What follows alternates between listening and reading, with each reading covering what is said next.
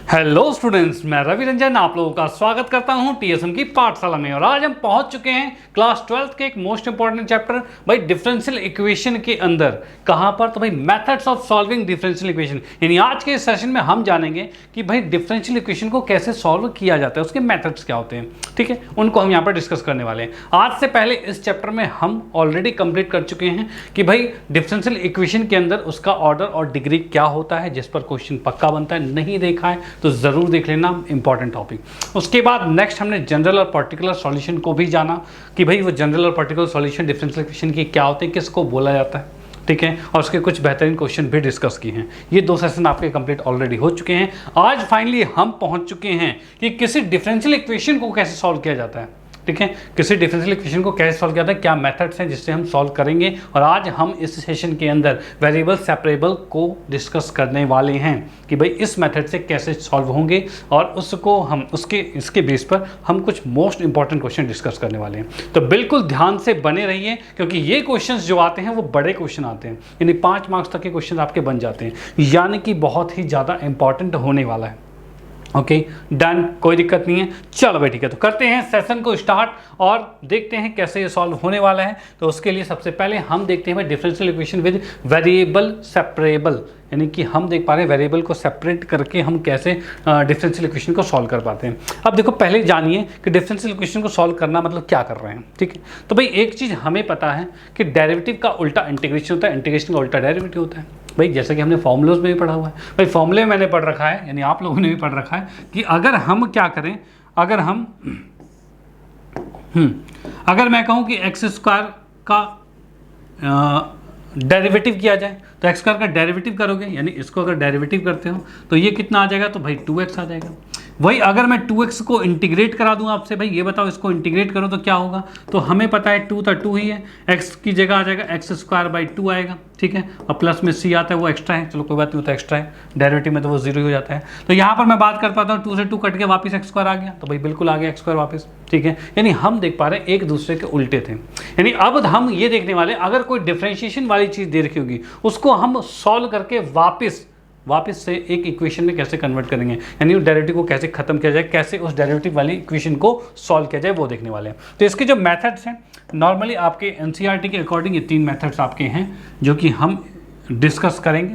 पहले तो आप देख पा रहे हो जैसे कि ये वेरिएबल सेपरेबल वाला मेथड है, ठीक है, जिसको आज डिस्कस करने वाले हैं। उसके बाद जो नेक्स्ट क्लास होगी उसके अंदर होमोजीनियस वाला होगा, उसके बाद लीनियर वाला होगा। ये 3 मेथड्स हैं, इन 3 तरीके के क्वेश्चंस बनते हैं, उनको हम उन 3 मेथड से ही सॉल्व करेंगे। और तीनों अलग हैं। अलग क्यों? क्योंकि कुछ जो क्वेश्चंस होते हैं वो अपने ही मेथड से सॉल्व होंगे, दूसरे मेथड से नहीं होते, ठीक है। कुछ हो जाते हैं लेकिन मोस्टली नहीं होते, ठीक है। तो इसीलिए 3 मेथड्स बनाए गए हैं कि आपके पास 3 तरह के टूल हो, हथियार हो, जिससे कि आप क्वेश्चन को खत्म कर पाओ। ओके, तो आज देखने वाले हैं पहले हथियार को, यानी कि वेरिएबल सेपरेबल के बारे में। यानी कहना क्या चाहता है, कहना कुछ ये चाहता है कि अगर कोई भी इक्वेशन कैसी हो, तो मैंने जाना भाई dy/dx ऐसा कुछ लिखा हो, ठीक है, और इसके इक्वल टू में मान लो कि कोई भी 2 फंक्शन है, 2 फंक्शन हमारे पास है, ठीक है, ऐसा 2 फंक्शन दिया हुआ है। ओके डन, चलो भाई ठीक है। अब इसमें क्वेश्चन में कहा गया इसको सॉल्व कीजिए। तो सॉल्व करने के लिए हमें पता है कि जब भी हम इंटीग्रेट करते थे तो x के साथ कर रहे हैं तो dx आता था, ठीक है। अगर मैं इंटीग्रेट y को कर रहा हूँ तो dy आता है। ऐसा कुछ हमने पढ़ा हुआ है अभी तक, जो भी इंटीग्रेशन में देखा था कि x के साथ dx होता है, y के साथ dy होता है। अगर मैं इसमें इंटीग्रेट करूँ तो dx dy को एक साथ कैसे किया जाए, तो क्या करते हैं, पहले x वाले को अलग और y वाले को अलग करते हैं। कैसे अलग करेंगे, तो इसी को कहते हैं सेपरेट करना, सेपरेबल के बारे में बात करें। यानी इस gy को उठाकर नीचे ला सकता हूँ, यानी dy के अपॉन में मैंने gy कर दिया, ठीक है। इस dx को इधर भेज देते हैं तो क्या हो जाएगा, तो fx के साथ क्या आ जाएगा, तो dx आ जाएगा। ये चीज़ हमारे सामने आ गई। अब मैं करूंगा इंटीग्रेटिंग बोथ साइड। अब दोनों साइड जब हम इंटीग्रेट करते हैं इस तरीके से, तो अब जब ये इंटीग्रेशन जब ये सॉल्व होगा तब एक नॉर्मल इक्वेशन में कन्वर्ट हो जाएगा, यानी ये डिफरेंशियल इक्वेशन सॉल्व हो चुका है, ठीक है। इसको इंटीग्रेट करते ही सॉल्व हो जाएगा। ओके, अब इसी के कुछ मोस्ट इंपॉर्टेंट एग्जाम्पल से समझते हैं, क्योंकि एग्जाम्पल से समझेंगे, क्वेश्चन को करेंगे तभी दिमाग में बढ़िया वाला घुसेगा, ठीक है। यहाँ पर हमने बेसिक समझा, एक्चुअली हमें करना क्या है। करना ये है कि x को अलग और y को अलग करना है, ठीक है। जो x y अलग हो जाते हैं उनको हमें सेपरेबल मेथड से किया जाता है, जो नहीं हो पाते हैं उसके लिए अगले मेथड्स हैं वो भी करेंगे। तो पहले हम इस मेथड्स को जानेंगे कि ये कैसे सॉल्व होने वाला है। ठीक है। तो यहाँ पर जैसे कि सबसे पहले क्वेश्चन की बात करूँ तो हम फाइंड कर रहे हैं, find the general solution of the differential equation, इसका सॉल्यूशन निकाल रहे हैं। तो निकालने की बात करें तो इसके सॉल्यूशन में जब मैं यहाँ पर आता हूँ तो इसके अंदर मैं देख पा रहा हूँ कि dy बाई डी एक्स है, ठीक है। तो हमने पहली चीज़ क्या पढ़ी थी अभी देखा, तो क्या x वाले को अलग करना है और y वाले को अलग करना है। तो मैं यहाँ पर देख पा रहा हूँ dy है, तो dy के साथ y वाली टर्म्स आनी चाहिए, तो भाई बिल्कुल आनी चाहिए। तो मैंने यहाँ पर क्या किया, इसको उठाकर इधर मल्टीप्लाई किया, यानी 2 माइनस वाई है और इसके साथ dy कर दिया। इस dx को उठाकर इस साइड लेके आ गए तो x प्लस 1 और साथ में dx आ गया, ठीक है, ये हमने कर दिया। अब इसके बाद हम करेंगे क्या, तो इंटीग्रेटिंग बोथ साइड, दोनों साइड हमने इंटीग्रेट किया है, ठीक है। तो इंटीग्रेट करने का मतलब ये कुछ ऐसा आ गया, 2 माइनस वाई और d y is equal to में x प्लस 1 और dx, कुछ ऐसा आ गया, ठीक है, डन, कोई दिक्कत नहीं। अब जब मैं इसे इंटीग्रेट करता हूँ तो ये क्या रहा है, तो 2 का इंटीग्रेशन y के रिस्पेक्ट में चल रहा है, यानी 2y है, 2 का क्या हो जाएगा, 2y हो जाएगा। वहीं y की बात करें तो इसका इंटीग्रेशन क्या होगा, तो y स्क्वायर बाई 2 आ जाएगा, ठीक है, और प्लस में c कह सकते हैं, प्लस में c होता है, ठीक है भाई। c की जगह मैं c1 कर देता हूँ क्योंकि इधर भी c आएगा। इधर की बात करते हैं तो ये भी आपका x स्क्वायर बाई 2 आएगा, प्लस में x आएगा और प्लस में c2 आ गया, ठीक है, डन। इस पूरे को उठाकर इस साइड लेके आते हैं, यानी कि अब मेरे पास क्या दिख रहा है, तो भाई 2y माइनस में वाई स्क्वायर और माइनस में एक्स स्क्वायर बाई 2 माइनस में x है, ठीक है, और उसके बाद क्या है, c1 c2 इस साइड आएगा, यानी कि भाई c1 माइनस c2, यानी इस C1 माइनस C2, कोई भी दो कांस्टेंट एक में से दूसरा कांस्टेंट माइनस होता है तब भी तो आएगा, ये कांस्टेंट ही आएगा। तो हम इसको इजीली फॉर्म में, यानी 2y minus y square minus x square by 2 plus में x और प्लस में c इक्वल टू 0, ये हम लिख सकते हैं।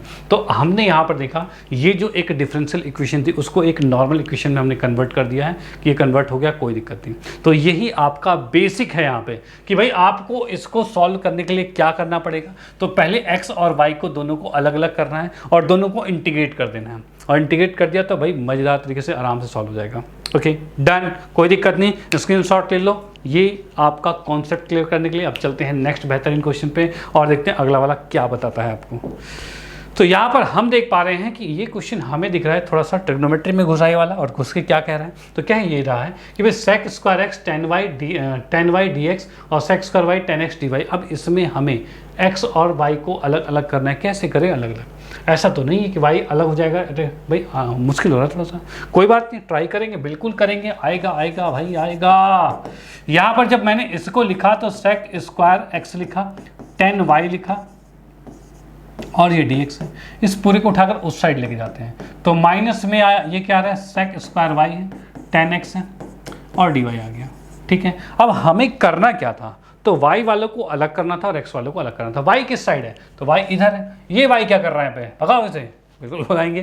तो यहाँ से उठाकर इसको इधर लाते हैं, तो यहाँ से क्या हो रहा है, तो इधर हमने देखा ये x क्या कर रहा है यहाँ पे, इस x को भी भगाओ तो ये इस साइड आएगा, तो इस x को मैं इधर लाता हूँ तो ये हमारे सामने आ रहा है सेक स्क्वायर x अपॉन में 10x आ गया और ये dx आ गया। इस y को इस साइड लाएंगे तो माइनस में सेक स्क्वायर y अपॉन में 10y, भाई ये चीज़ आ गया, dy आ चुका है, कोई दिक्कत नहीं है। अब मैं देख पा रहा हूँ x वाली क्वांटिटी अलग है और y वाली अलग है, ठीक है, दोनों अपने अपने घर पहुँच गए, ठीक है। अब इसको इंटीग्रेट कर दो तो हम अगेन लिखेंगे भाई इंटीग्रेटिंग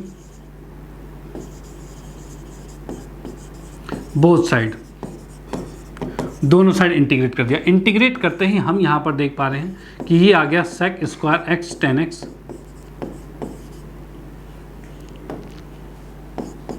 और dx इक्वल टू में यहाँ की हम बात करते हैं तो ये माइनस बाहर आ गया, तो ये आ गया सेक स्क्वायर y और 10y और dy, ये कुछ आ गया, ठीक है। अब कैसे इंटीग्रेट होगा, तो हमें पता है नीचे को अगर मैं t पुट कर लूँ तो ऊपर आ जाएगा 10 का डेरिवेटिव सेक स्क्वायर आ जाएगा बिल्कुल। वैसे यहाँ पर अगर मैं कुछ और t जब यहाँ पुट कर लिया तो यहाँ t मत पुट करना, यहाँ कुछ और करना, u पुट कर लेते हैं, u पुट करके तो ऊपर आएगा। तो यहाँ पर मैंने क्या किया, लेट किया है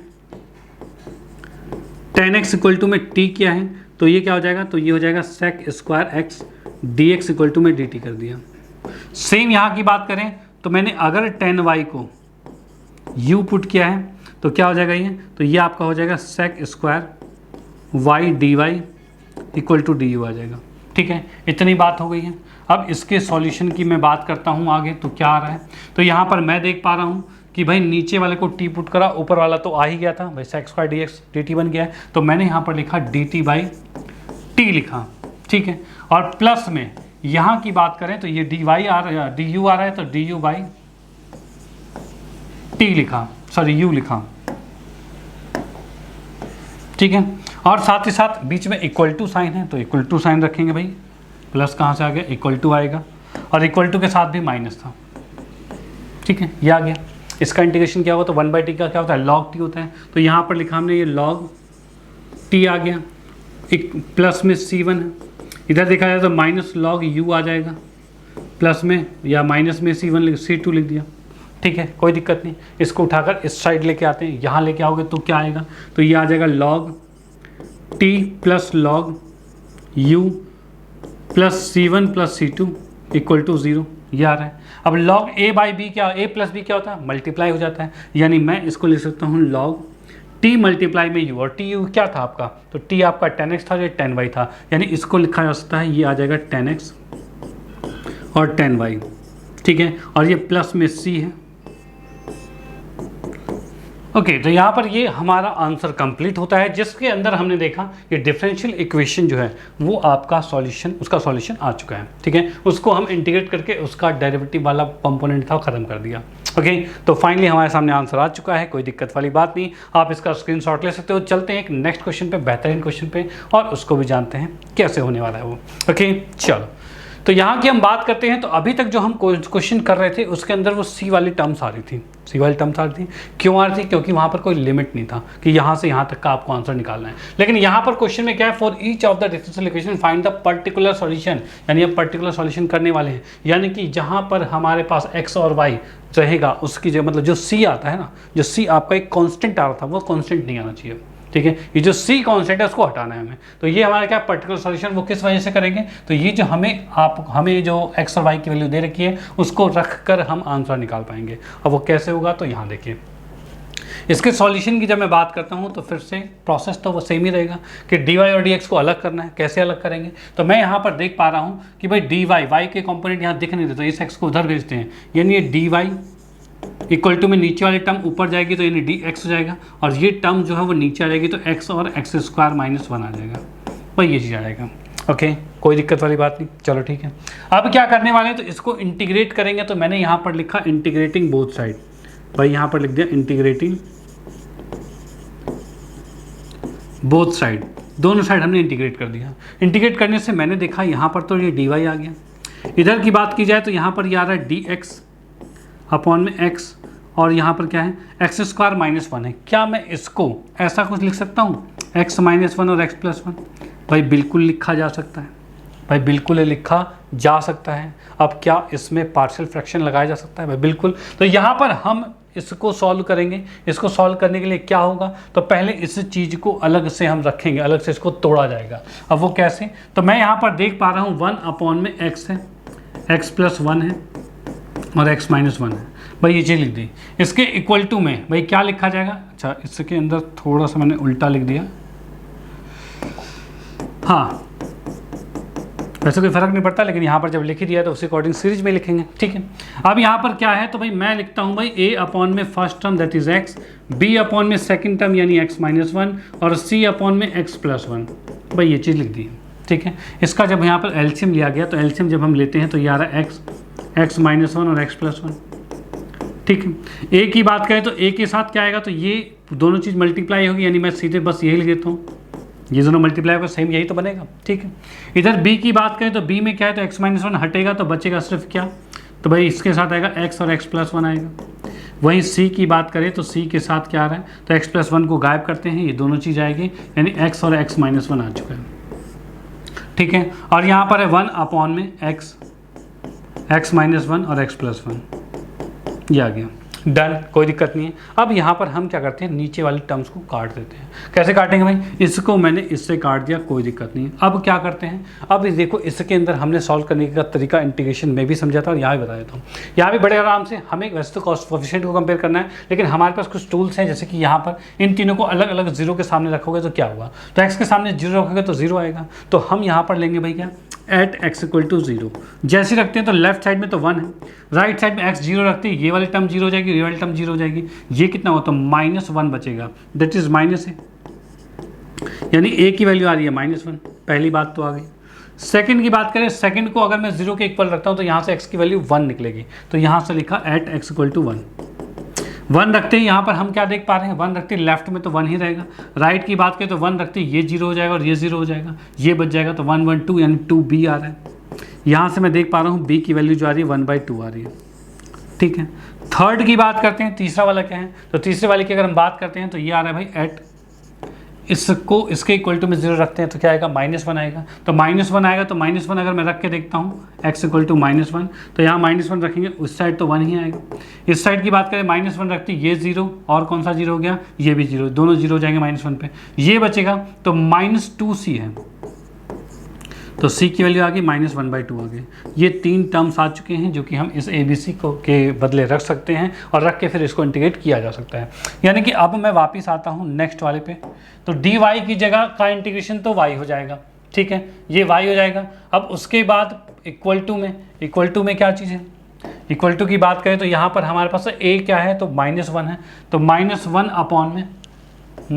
अपॉन में x है, प्लस में 1/2 अपॉन में x -1 है, और माइनस में 1/2 अपॉन में क्या है, तो x + 1 है। ये 3 टर्म्स में टूटा हुआ है भाई। पहला क्या है, -1, फिर +1/2 -1/2, इनको यहाँ पर रख दिया, यानी इस चीज़ को ऐसे 3 टुकड़ों में तोड़ा जा सकता है। अब उसके बाद मैंने क्या किया, तो भाई जैसा कि ये dy था स्टार्टिंग में, ठीक है, इसका इंटीग्रेशन था, वैसे यहाँ भी इंटीग्रेशन होगा, इसके साथ dx आएगा, इसके साथ dx आएगा और इसके साथ dx आएगा, ठीक है, ये चीज़ आ गई हमारे पास। ओके चलो बहुत बढ़िया। उसके बाद क्या होता है, तो भाई y का अगर मैं इंटीग्रेशन करता हूँ तो ये सिर्फ y आएगा, ठीक है, dy का इंटीग्रेशन सिर्फ y आएगा। भाई क्या है, 1 है ना, 1 का y होता है, कोई के नहीं। चलो भाई, अब जैसे इंटीग्रेट करते हैं तो जैसे कि हमें लिमिट दे रखा है क्या, 0 और 2, ठीक है, लिमिट नहीं, अभी तो खैर यही दे रखा है, अभी इसको पुट करेंगे, ठीक है, इसको पुट करेंगे। यहाँ पर मैंने क्या कर दिया, इसके अंदर प्लस में c1 लिख दिया है, ठीक है, या फिर एक ही जगह c लिखो, दोनों जगह c लिखने की ज़रूरत नहीं है, क्योंकि फाइनली तो एक ही c आना है ना, तो इधर रहने देते हैं। इधर की मैं बात करता हूँ तो यहाँ पर ये माइनस में क्या आ जाएगा, -log x आएगा। यहाँ की बात करें तो 1/2 है और log x -1 आएगा। यहाँ की बात करें तो -1/2 है और log x + 1 आ जाएगा, ठीक है, और साथ में प्लस में c आ रहा है। इसको अगर थोड़ा छोटा किया जाए तो कैसा छोटा हो रहा है, तो छोटे की बात की जाए तो log a - log b upon में हो जाएगा, यानी इसे लिख सकते हैं -log x + 1/2 और log x -1 अपॉन में x + 1, ये किया जा सकता है।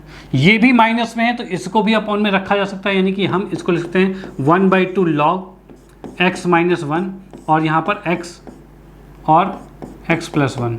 ये चीज़ जो माइनस में है वो भी डिवाइड में आएगी, भाई माइनस वाली चीज़ डिवाइड में आती है तो वो हमने डिवाइड में डाल दिया। लेकिन एक चीज़ देखिए क्या, कि भाई यहाँ पर 1/2 था, यहाँ पर 1/2 सॉरी यहाँ पर 1/2, यहाँ पर 1/2 नहीं था, तो यानी इस कंडीशन में मुझे क्या करना पड़ेगा, इसमें भी 1/2 लगाना पड़ेगा, ठीक है। और 1/2 कैसे लगाओगे, तो इसके लिए हमें करना पड़ेगा, अगर मैं इसमें नीचे 2 से डिवाइड करूँ तो ऊपर भी 2 से मल्टीप्लाई करना पड़ेगा और वो 2 ऊपर जाएगा, यानी मैं ऐसा लिख सकता हूँ इसे, ठीक है, इस 2 को ऊपर उठा के ऐसा लिख सकते हैं, यानी कि यहाँ पर ये स्क्वायर आएगा, ठीक है, ये स्क्वायर आएगा। भाई माइनस में लाने के लिए इसको भी स्क्वायर लाना पड़ेगा, ठीक है, ये आ गया।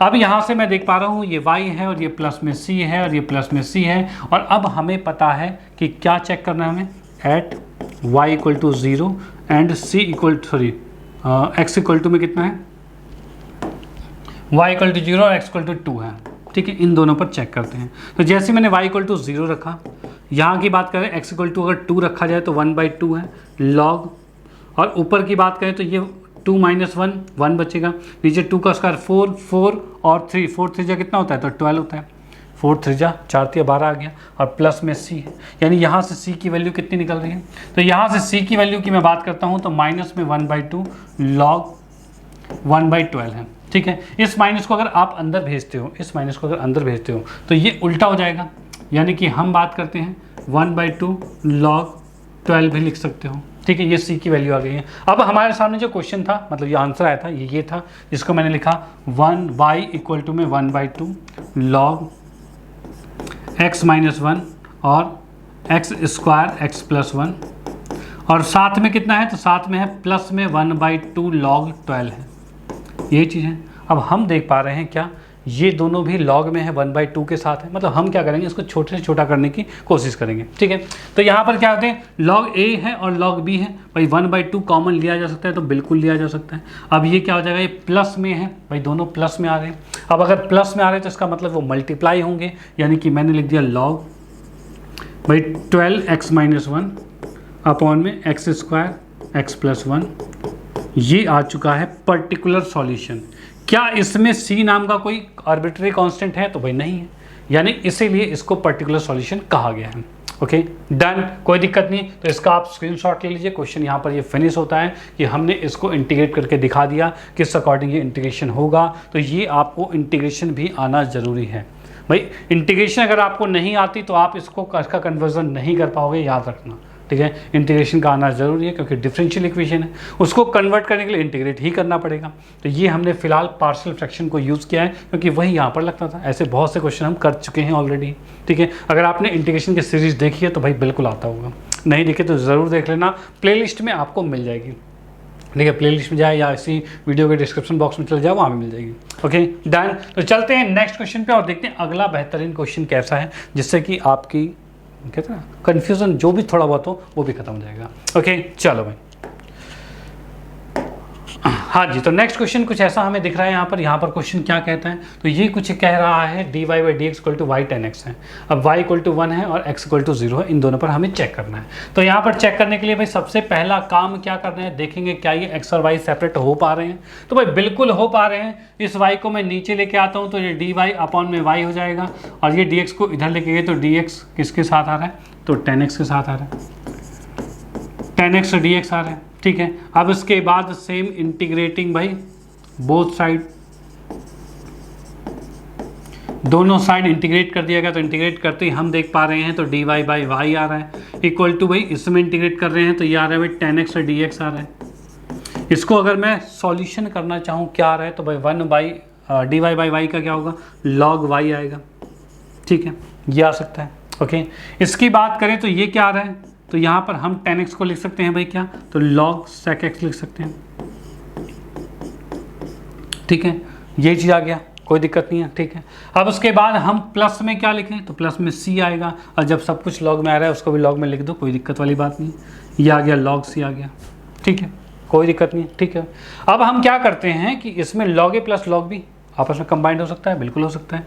तो यहाँ पर हमने लिख दिया log y is equal to log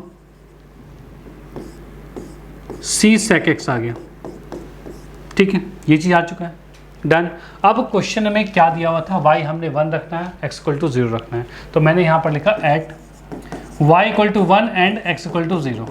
इस कंडीशन में y को जब 1 रखा तो यहाँ पर हम देख पा रहे हैं log 1 आ रहा है, इक्वल टू में क्या आ रहा है, तो log c और साथ में क्या है sec x है, तो sec 0 ये लिखा गया है, sec 0 लिखा गया है, डन, कोई दिक्कत नहीं है, ठीक है।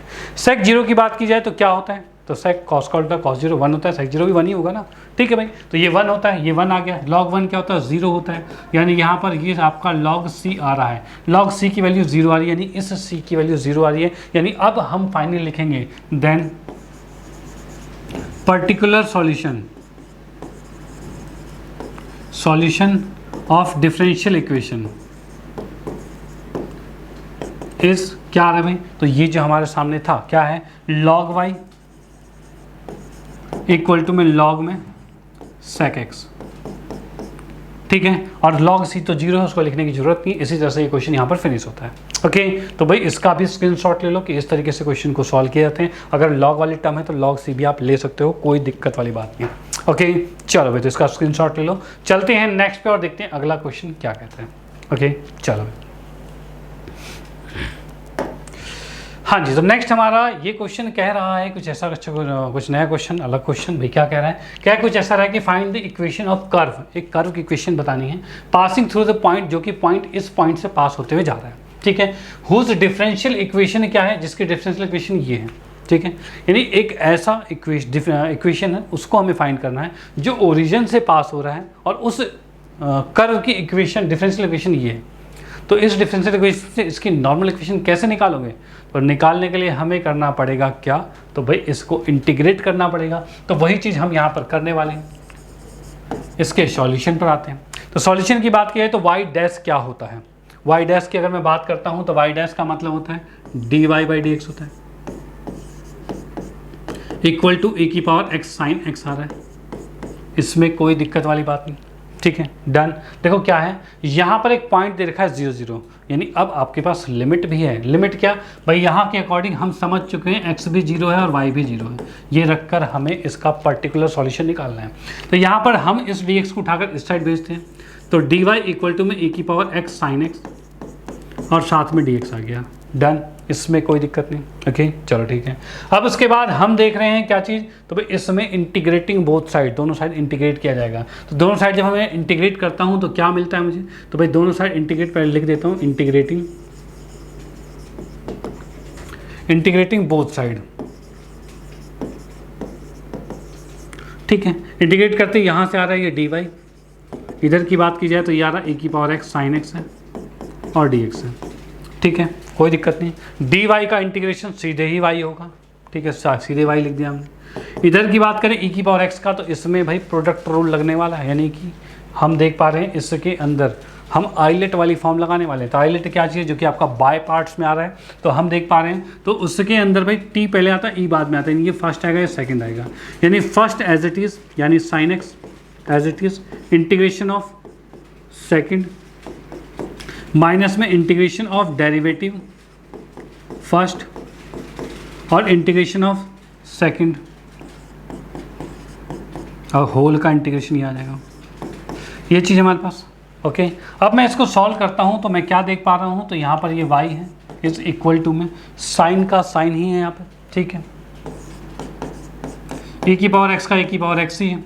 साइन का इंटीग्रेशन क्या होता है, तो साइन का इंटीग्रेशन कॉस होता है, तो माइनस में मैंने लिख दिया क्या, तो साइन का इंटीग्रेशन माइनस कॉस होता है, तो भाई नहीं सॉरी डेरिवेटिव है, डेरिवेटिव साइन का तो कॉस ही होता है, तो ये कॉस x लिखा, ठीक है। और साथ में क्या है, e की पावर x का e की पावर x ही आ जाएगा, इसमें कोई दिक्कत वाली बात नहीं है, ठीक है, डन, ठीक है भाई। अब उसके बाद हम क्या देखने वाले हैं, तो क्या अब ये सॉल्व हो गया क्या, तो नहीं, अभी तो बचा हुआ है, इसको दोबारा से हाईलाइट लगाना पड़ेगा। तो दोबारा से जब लगाओगे तो क्या आएगा, y इक्वल टू में साइन x e की पावर x, ठीक है। इसको मैं ना ऐसे लिख देता हूँ, ऐसे लग रहा है ये मल्टीप्लाई में, ऐसे मत लिखा कीजिए आप भी। तो इसको हमें स्टार्ट, पहले इसको e की पावर x लिख लेता हूँ, फिर साइन x माइनस में यहाँ पर देखा गया, तो मैं देख पा रहा हूँ first as it is, second का इंटीग्रेशन माइनस में डेरिवेटिव ऑफ फर्स्ट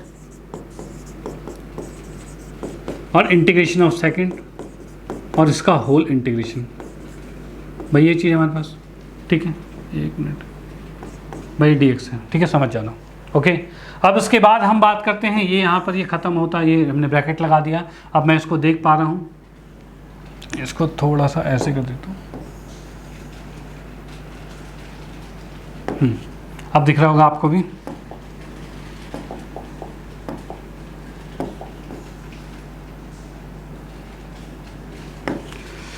हाँ जी, ये मैंने कर दिया इस तरह से, ओके। अब मैं यहाँ पर देख पा रहा हूँ y तो ठीक है, इक्वल टू में e की पावर x साइन x है, माइनस में हम यहाँ पर देखते हैं तो ये क्या आ रहा है, तो ये cos x है, e की पावर x का e की पावर x ही होता है, माइनस में यहाँ देख पा रहा हूँ cos का डेरिवेटिव माइनस साइन होता है, यानी प्लस साइन x हो जाएगा, ठीक है। और साथ में e की पावर x का e की पावर x ही आएगा और ये dx आ गया, भाई ये आ गया। अब बोलोगे सर ये तो ख़त्म ही नहीं हो रहा, होगा क्यों नहीं होगा, जब ये आपके सामने आ गया तो इसकी वैल्यू तो पता है ना हमें, क्या है dy, इसकी वैल्यू dy का इंटीग्रेशन दैट इज़ y, यानी इसको आप y लिख सकते हो। यानी अब हमारे सामने आ गया y इक्वल टू में e की power x sine x minus में cos x और e की पावर x, और यहाँ पर इसकी जगह y लिख सकते हो, ये भी माइनस में जाएगा क्योंकि ये ब्रैकेट खुलते ही ये भी माइनस का और ये भी माइनस का हो जाएगा, और प्लस में c भी ले लो साथ में, c भी चल रहा है साथ में कांस्टेंट, डन, ये आ गया। अब मैं देख पा रहा हूँ ये y इस साइड जाके 2y आएगा, 2y is equal to e की पावर x, अगर मैं कॉमन ले लेता हूँ तो ये आ गया साइन x माइनस में cos x आ गया और प्लस में c है, ये भी चीज़ आ गई है, कोई दिक्कत वाली बात नहीं। अब देखिए वैल्यू क्या रखी गई है, वैल्यू हमारे पास 0 0 है, यानी x भी 0 और y भी 0 रखनी है। अगर मैं y 0 रखता हूँ तो ये पूरा 0 हो जाएगा। x 0 रखा गया तो e की पावर 0 दैट इज़ 1, वो क्या होता है 1 होता है। यहाँ की बात करें साइन 0 0 होता है, cos 0 1 होता है, यानी ये -1 बचा, ठीक है। -1 को इस साइड लेंगे +1, यानी कि यहाँ पर हम लिखेंगे एट x = 0 और y = 0, क्या हो जाएगा c = 1 आ जाएगा। c की वैल्यू 1 आ गई, और c की वैल्यू अगर 1 आ गई तो इसका मतलब आपके सामने आंसर आ गया कि हम इसी को लिख सकते हैं क्या। तो भाई मैं इसको थोड़ा सा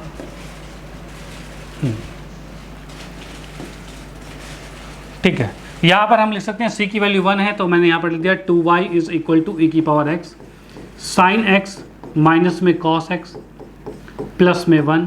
ये आपका आंसर यहाँ पर आ जाता है, आप इसका स्क्रीनशॉट ले सकते हो। क्वेश्चन ये बिल्कुल फिनिश होता है, क्वेश्चन ये बिल्कुल फिनिश होता है। ओके, तो भाई इसी क्वेश्चन के साथ आज के सेशन को हम यहाँ पर फिनिश करते हैं, जिसमें कि हमने जाना कि अगर कोई भी डिफरेंशियल इक्वेशन आपको दी हुई है उसको उसका सॉल्यूशन कैसे किया जाए, उसको एक नॉर्मल इक्वेशन में कन्वर्ट कैसे किया जाए। तो भाई इंटीग्रेशन से कन्वर्ट होता है। इंटीग्रेशन में भी आज हम किस मेथड से कर रहे थे, तो भाई इसको सेपरेट कर रहे थे, यानी कि x को अलग और y को अलग सेपरेट करके हम सॉल्यूशन निकाल रहे थे। कुछ क्वेश्चन ऐसे होते हैं जिसमें सेपरेट पॉसिबल नहीं होता, सेपरेट कर ही नहीं पाओगे, ठीक है। उसके लिए हम आएंगे नेक्स्ट मेथड पे। अगली क्लास में जो मेथड आएगा आपका होमोजीनियस है या लीनियर है, उसके अंदर सेपरेशन पॉसिबल नहीं होती। अब जब सेपरेशन पॉसिबल नहीं है तो ये मेथड थोड़ा सा उस टाइम पे यूज़फुल नहीं रह पाता, ठीक है। और जब सेपरेशन पॉसिबल है तो ये यूज़फुल रहेगा, वो नहीं रहेगा। इसलिए आपको चीज़ें पता होनी चाहिए। ओके, तो भाई इसका तो हमने आज कर दिया खात्मा, कतई खात्मा कर दिया। अब ये सेशन आपको अगर मज़ा आ गया हो, पता चल गया हो, समझ में आ गया हो, तो भाई सेशन को ज़रूर लाइक कर देना और अपने फ्रेंड सर्कल में ज़रूर शेयर कर देना, जिससे उनको भी इसका फ़ायदा मिल पाए। ओके, और उसके बाद नेक्स्ट क्लास बिल्कुल मत भूलना, नेक्स्ट क्लास के अंदर ज़रूर आना। वहाँ पर भी हम देखने वाले हैं कि भाई आगे का होमोजीनियस वाला किस अकॉर्डिंग होगा, और उसको भी बेहतरीन तरीके से क्लियर करेंगे, उसके भी बेहतरीन एग्जाम्पल हम डिस्कस करने वाले हैं। ओके, तो इसी के साथ करते हैं आज के सेशन को फिनिश और मिलते हैं नेक्स्ट क्लास में नई वीडियो के साथ। Okay, bye, thank you.